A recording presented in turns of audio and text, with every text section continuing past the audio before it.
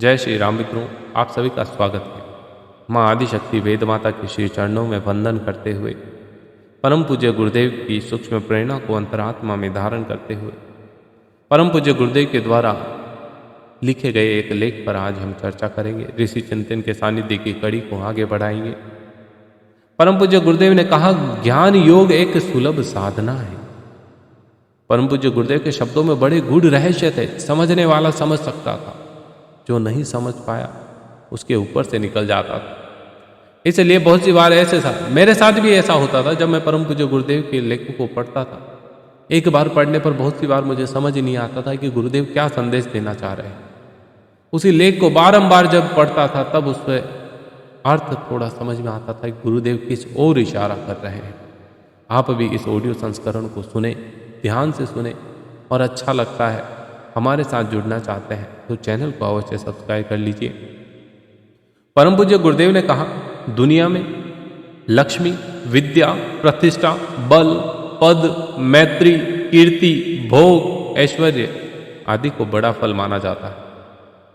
यह सब ज्ञान रूपी वृक्ष के फल है। ज्ञान के अभाव में इनमें से एक भी वस्तु प्राप्त नहीं हो सकती। जरा सोचिए, बिना ज्ञान के क्या आप इनमें से किसी को प्राप्त कर सकते हैं? विद्या को, लक्ष्मी को, प्रतिष्ठा को, ये सारे इंटरकनेक्टेड हैं। गुरुदेव आगे कहते हैं, परमार्थ के लिए ज्ञान से बड़ी और कोई वस्तु नहीं। भूखे को 2 रोज भोजन करा देने से सदा के लिए उसका भला नहीं होगा। उसे कोई ऐसी राह दिखानी होगी जिस पर चलकर वह स्वयं जीविका उपार्जन कर सके। बीमारी दवा से अच्छी भी हो सकती है और होती भी है। बीमारी दवा से अच्छी होती है तो भी निरोगता के लिए आपको स्वास्थ्य संबंधी नियमों का पालन करना पड़ेगा। स्वास्थ्य संबंधी ज्ञान आपके लिए बहुत जरूरी होगा। जब तक स्वास्थ्य संबंधी ज्ञान नहीं होगा तब तक आप निरंतर निरोगी नहीं रह सकते। दवा के आधार पर सदा के लिए किसी का रोग नहीं जा सकता, बात तो सच्ची है। और सुंदर स्वास्थ्य तथा दीर्घ जीवन प्राप्त भी नहीं हो सकता। आज के समय में देख लो, ज्ञान की कमी। हमें कैसे जीवन जीना चाहिए, हमारी दैनिक दिनचर्या कैसी होती है, हमें मालूम ही नहीं। और जब हमें दैनिक दिनचर्या नहीं पता तो क्या होगा? बीमारियां बढ़ेगी। वही हो रहा है। हमें क्या भोजन में ग्रहण करना चाहिए, क्या हमारे शरीर के लिए लाभप्रद है, क्या नहीं, वह हम जानते ही नहीं। जिस कारण से आज के समय में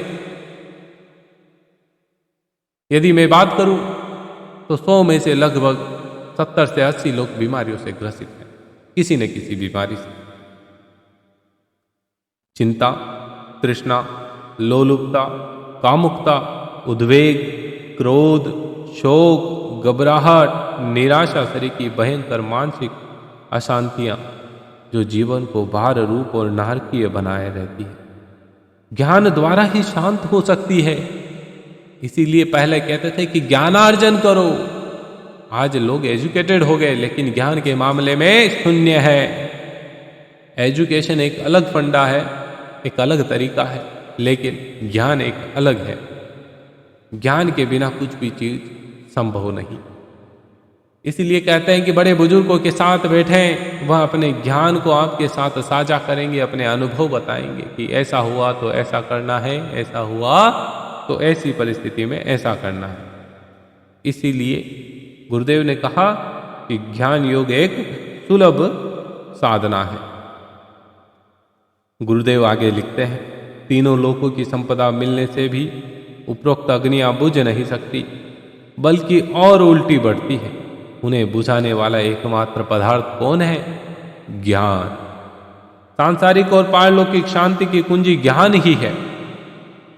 तुच्छ मनुष्य इसी के बल से महापुरुष और महात्मा बनते हैं। दूसरों की सेवा सहायता करने वाले, इससे बड़ी और कोई वस्तु नहीं है। और यह भी कहा गया है कि सबसे बड़ा दान ज्ञान का दान है। आपके पास जो ज्ञान है उसको किसी को साझा करें, किसी को बताएं, जिसका उपयोग करके वो अपने जीवन में सफल हो सके।